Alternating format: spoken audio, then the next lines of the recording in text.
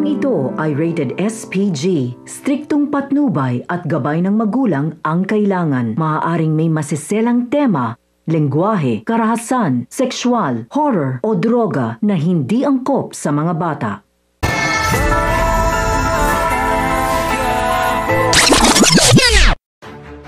Ang mga dapat nating abangan sa FPJ's Batang Quiapo.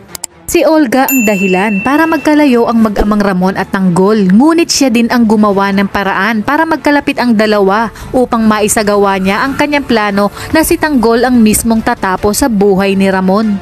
Samantala, nagtataka naman itong si Olga sa biglaang pagbabago ng isip ni Espinas na tapusin ang buhay ni Tanggol kapalit ng malaking halaga ng pera. Ayaw na kasi ni Espinas na galawin itong si Tanggol sapagkat mapapakinabangan niya umano si Tanggol kapalit nga ni Bong at mas malaki umano ang kikitain niya kaysa sa ibabayad ni Olga. Kaya naman nakipagkitang muli si Olga kay Balatukan para alamin kung ano ang nagpabago sa isip ni Espinas at bakit ayaw na nitong tapusin ang buhay ni Tanggol.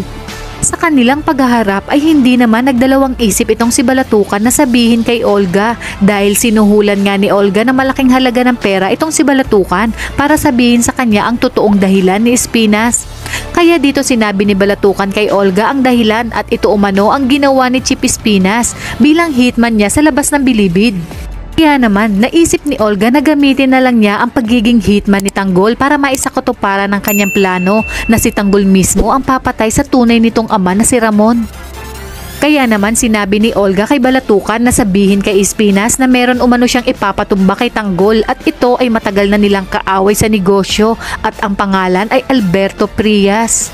Yun naman kay Balatukan na nakay Espinas pa din umano ang desisyon pagdating umano sa bayaran. Sinabi naman ni Olga na handa siyang magbayad ng malaking halaga at gagawin niya pa umano itong triple basta masiguro lang umano niya na napatay ni Tanggol itong si Alberto Trias.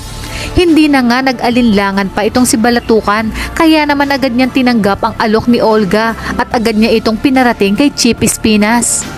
Ayon nga kay Olga na kung mapatay umano ni Tanggol si Ramon ay ito na umano ang magandang nangyari sa buhay niya at pinakamasakit naman sa buhay ni Tanggol dahil sa oras umanong mapatay na ni Tanggol si Ramon ay handa na siyang sabihin kay Tanggol ang totoo at wala na itong magagawa kung napatay na nito ang sarili niyang ama.